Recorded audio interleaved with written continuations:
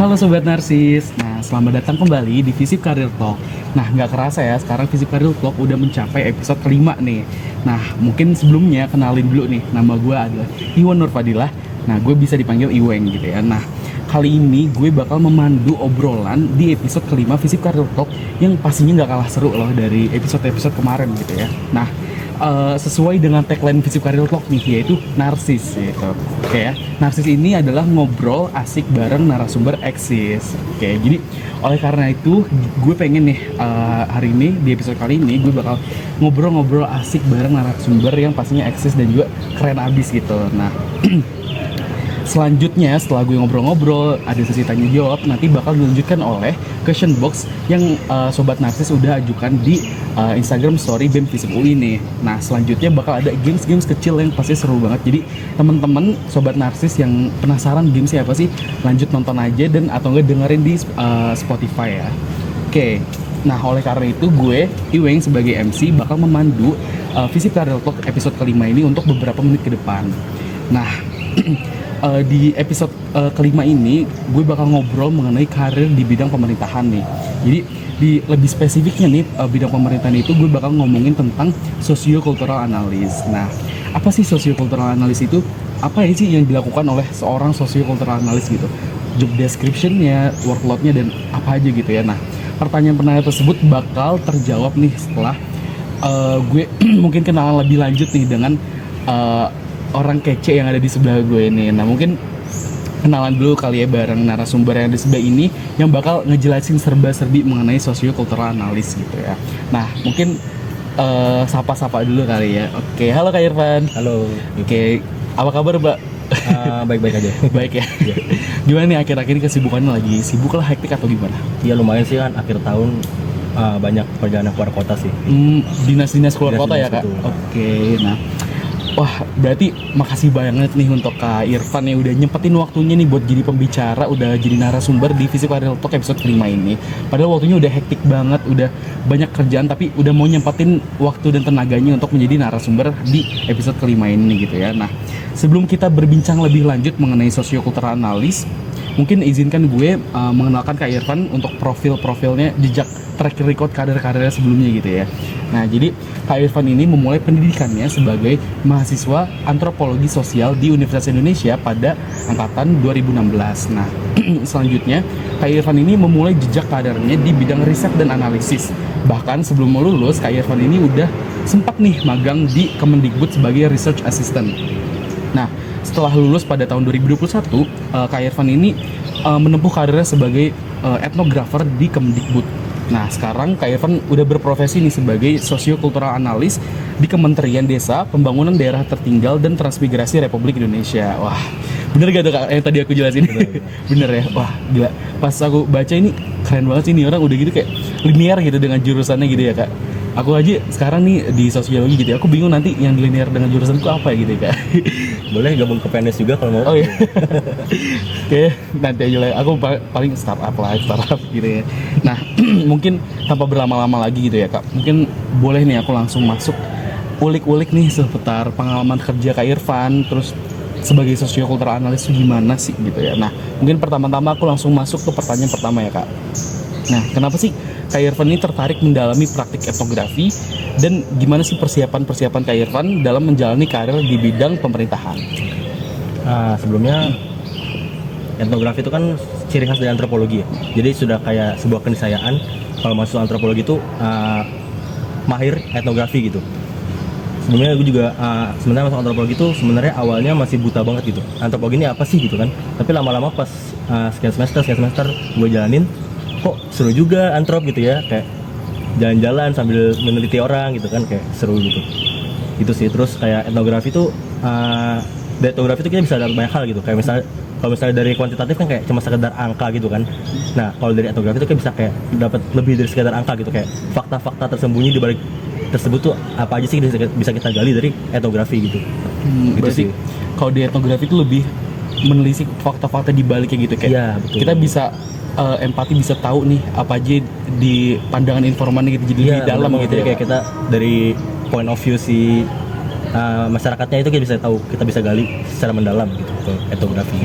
Wah, Dan juga bagaimana mempersiapkan diri untuk berkarir di bidang kementerian. Jadi ini sih kayak tahu sendiri kalau misalnya kalau seleksi CPNS itu kan lumayan berat ya. Kalau dari saya pribadi itu saya waktu itu formasi saya itu butuhnya 12 orang. Jadi tuh yang daftar itu sekitar 250 orang gitu. Kemudian mau lagi jadi 36 orang, kemudian jadi 12 orang gitu. Jadi kayak harus siap-siap untuk istilahnya SBM lagi sih. Jadi kayak siap-siap buat tes lagi sih gitu. Dan itu cukup berat. Tapi kalau untuk anak UI ya saya yakin bisa lah gitu. Dan juga ini sih kalau misalnya mau jadi PNS itu harus meluruskan niat sih. Jadi kayak PNS itu bukan untuk mencari kekayaan atau mencari materi gitu ya. Jadi PNS itu untuk menjadi bagaimana kita melayani bangsa dan negara dan juga masyarakat secara dengan sepenuh hati kita gitu ya.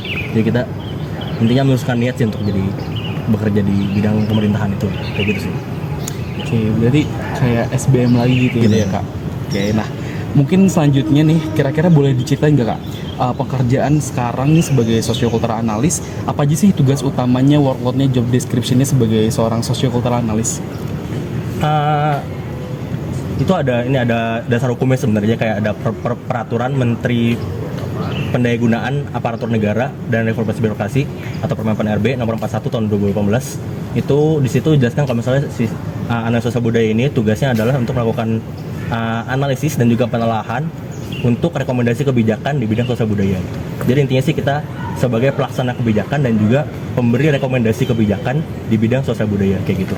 Selain itu sih juga ini ya, kita juga bergerak di bidang kayak resolusi konflik. Jadi kan contohnya kalau transmigrasi itu kan kita memindahkan orang dari misalnya kan di tempat yang pindahkan itu kan sudah ada masyarakat sebelumnya, sudah ada etnis yang berdiam sebelumnya. Nah itu bagaimana supaya tidak terjadi konflik antara etnis yang sudah ada tersebut dengan etnis yang berpindah datang ke sana seperti itu. Salah satu strateginya sih kita sekarang ini kita juga melibatkan masyarakat sekitar untuk ikut transmigrasi juga.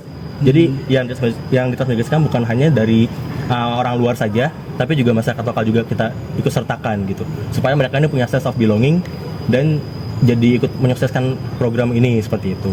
Wah, keren banget. Selain itu juga satu lagi sih, jadi kayak seorang analis sosial budaya ini juga bertugas untuk bagaimana supaya program pemerintah ini bisa diterima oleh masyarakat gitu. Karena pemerintah ini kan pasti pengen masyarakat ini maju gitu, pasti pengen yang baik buat masyarakatnya seperti itu.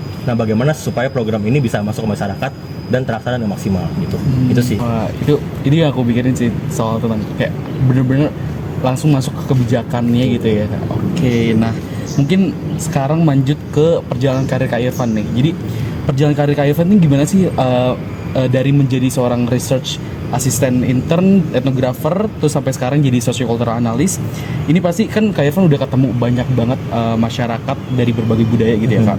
Nah, ada gak sih Kak pengalaman yang berkesan banget gitu yang sampai sekarang masih kepikiran, selalu ada di core memory Kak Irfan nih? Itu ada gak Kak? Ya, mungkin menurut dulu kali ya kan saya tuh awalnya kerja sebagai research assistant intern ya di Kemendikbud. Itu pas masih kuliah banget tuh semester 5 semester 6 kalau nggak salah, sambil kuliah, jadi kayak sambil bantu-bantu juga di Kemendikbud. Jadi kayak saya bantuin waktu itu para peneliti Kemendikbud ini saya bantuin, saya seperti jodesnya waktu itu bikin semacam notulensi, terus kayak bantu juga wawancara narasumber juga gitu-gitu. Kemudian setelah itu, setelah lulus saya jadi etnografer. Itu sekitar 3 bulan saya ditempatkan di Sintang, Kalimantan Barat. Itu fokusnya meneliti program dari Kemendikbud, yaitu program sekolah penggerak. Itu saya ditempatkan di 1 SD. Di situ saya di SD itu sekitar 3 bulan di sana meneliti gitu. Itu ada gak kayak pengalaman yang menurut Kakak, oh ini kayak gini ya masyarakat atau gimana gitu? Wah seru banget waktu itu kan, kebetulan itu kan kayak pengalaman pertama saya ini kan kayak turun ke lapangan dan itu langsung keluar Jawa gitu kan, kayak etnografi langsung ke masyarakat dan itu langsung keluar Jawa, kayak jauh dari tempat tinggal gitu kan. Nah saya itu sebagai orang yang asal dari Jawa itu kan punya kayak semacam stigma atau stereotip tentang masyarakat Kalimantan itu kan. Iya. Sebelum saya berangkat itu kan. Nah ternyata pada kenyataannya tuh semua stigma stereotip itu nggak bener gitu, nggak bener adanya gitu, terbantahkan. Kayak sebenarnya setelah saya tinggal di sana 3 bulan itu kayak stereotip itu tuh ternyata nggak bener gitu. Ternyata kita kayak perlu menjauhkan yang namanya stereotip atau stigma gitu sebelum datang ke sana gitu.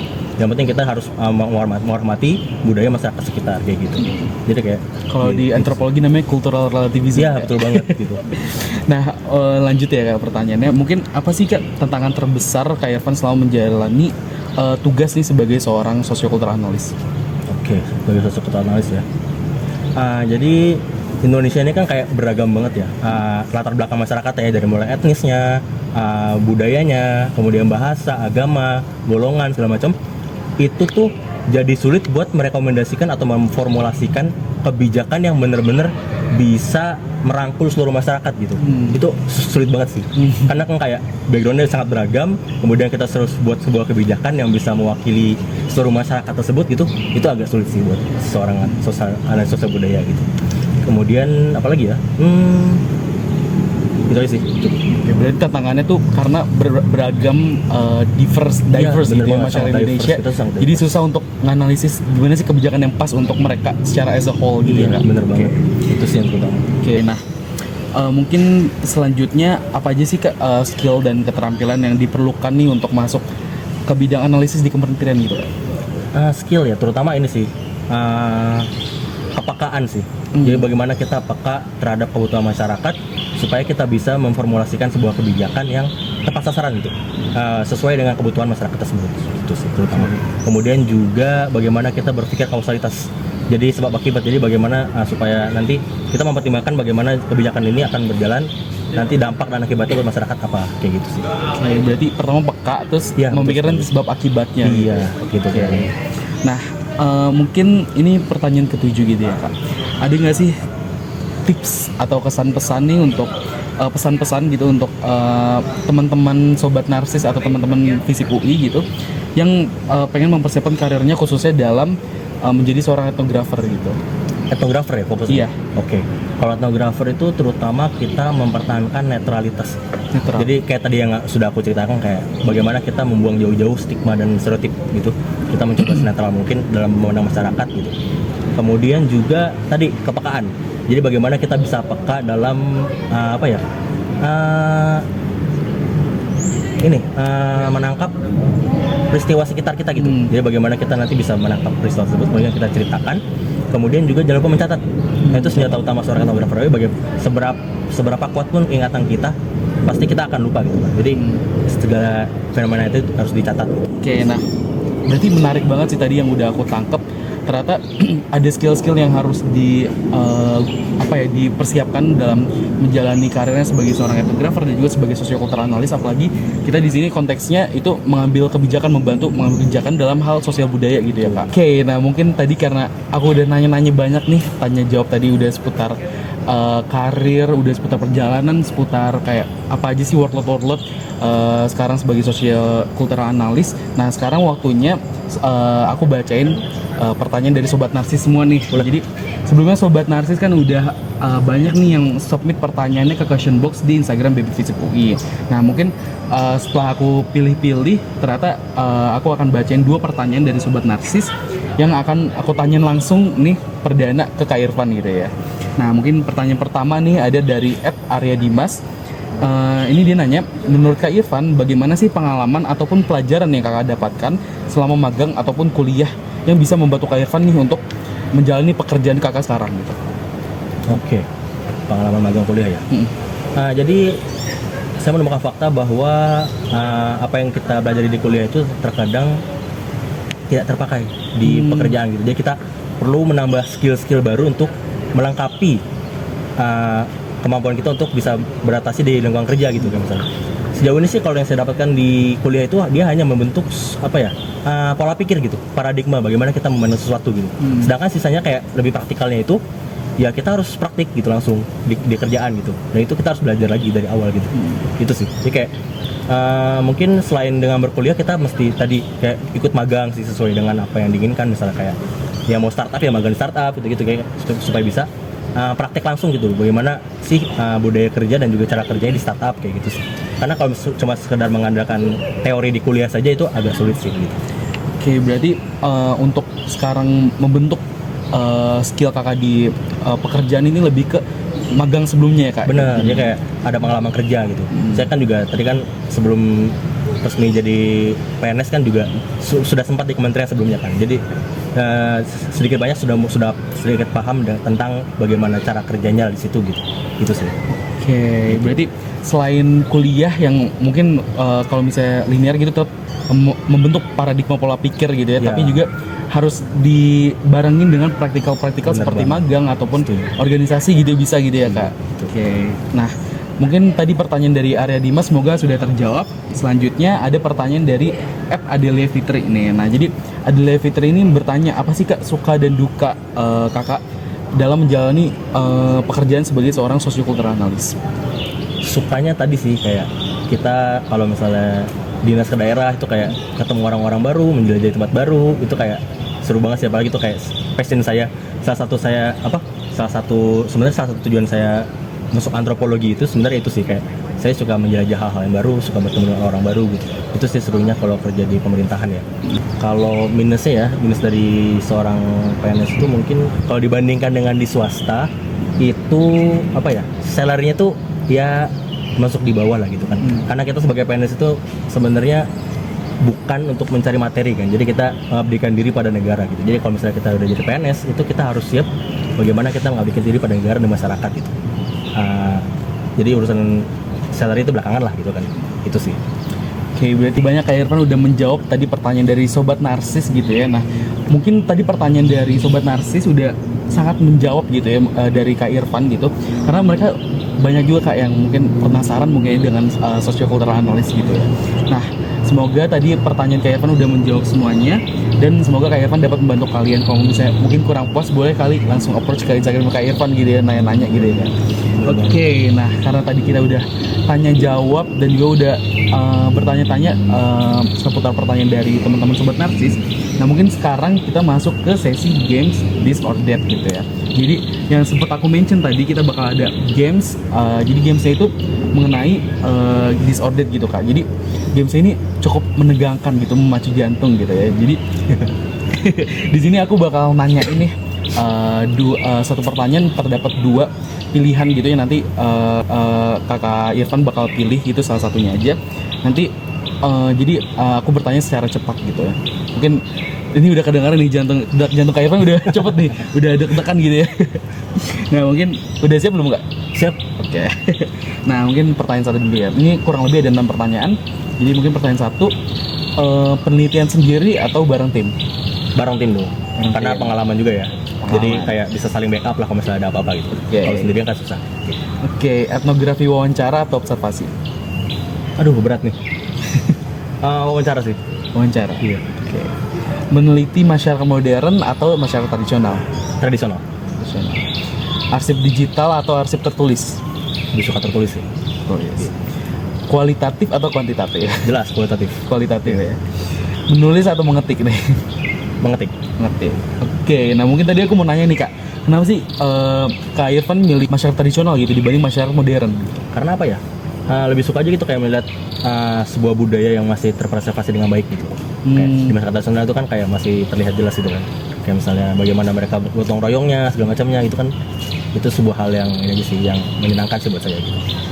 Apalagi ada perspektif-perspektif baru yang bisa dilihat gitu, yang something new gitu yang bisa Bener, kayak kita ngira kan awalnya masyarakat tradisional itu kan masyarakat yang terbelakang gitu kan, kayak tertinggal jauh dari peradaban gitu. Padahal sebenarnya kita bisa belajar dari mereka gitu. Oke, nah kalau tadi mungkin kenapa sih arsip memilih arsip tertulis daripada arsip digital? Tertulis karena lebih mudah di ini aja sih, lebih mudah diutak-atik sih. Kalau misalnya yang digital kan kayak bacanya mesti di zoom dulu gitu kan. Kalau yang tertulis lebih enak lah gitu. Oke, karena tadi kita udah selesai sesi games. Nah mungkin dengan selesai sesi games tadi ini menandakan kalau misalnya kita udah berada di penghujung acara nih. Nah karena tadi udah ngobrol-ngobrol banyak nih, mulai dari etnografi, terus kerja di pemerintahan, terus sampai skill-skill yang diperlukan nih oleh seorang sosiokultural analis. Nah oleh karena itu aku bakal menutup Visi Parel Talk di episode kelima ini. Nah tapi sebelum menutup nih mungkin aku boleh dong minta closing statement dari Kak Irfan gitu. Oke, closing statement ya. Jadi ya buat teman-teman boleh berkuliah dengan pintar ya, maksudnya belajar dengan baik, tapi harus disertai dengan ya inilah, maksudnya kita praktek langsung untuk belajar gitu. Karena kayak tadi saya bilang, kayak apa yang kita belajar di perkuliahan itu seringkali kasarnya tidak terpakai gitu di dunia kerja gitu. Makanya kita harus menambah lagi skill kita gitu di luar supaya bisa beradaptasi dengan dunia kerja ke depannya gitu sih. Oke, berarti kalau statementnya intinya selain belajar di perkuliahan tapi belajar di luar juga. Betul. Ya Kak? Mencari pengalaman sama belajar di luar. Belajar di luar. Menyeimbangkan antara teori dan juga praktek gitu. Oke. Nah, terima kasih banyak nih Kak Irfan udah memberikan closing statement dan juga udah mau menyempatkan waktunya dan juga tenaganya untuk membagikan cerita dan pengalaman ke sobat narsis semua nih. Nah, kita jadi dapat insight-insight baru, informasi baru mengenai sociocultural analysis itu apa aja sih, budaya kerja di sana apa aja sih, skill apa aja yang diperlukan, dan dengan berbagai pengalaman berada di desa dan sebagainya yang tadi udah Kak Irfan ceritakan gitu ya. Nah, tadi closing statement tadi sekaligus menutup penutupan kita di episode kelima Visip Career Talk untuk kali ini gitu. Nah, jangan lupa untuk teman-teman untuk like, komen dan juga share video Visip Career Talk episode kelima di YouTube BEM Visip UI. Dan jangan lupa nih untuk teman-teman yang mau dengerin full versionnya untuk lihat link di deskripsi box di bawah, itu ada link Spotify, nanti teman-teman boleh dengerin podcast di sana gitu. Ntar teman-teman bisa denger full podcastnya di sana gitu kan. Nah, oleh karena itu gue Iweng sebagai MC izin pamit undur diri dan juga stay tune dan nantikan Visip Career Talk episode selanjutnya yang gak kalah seru. Dadah teman-teman. Thank you.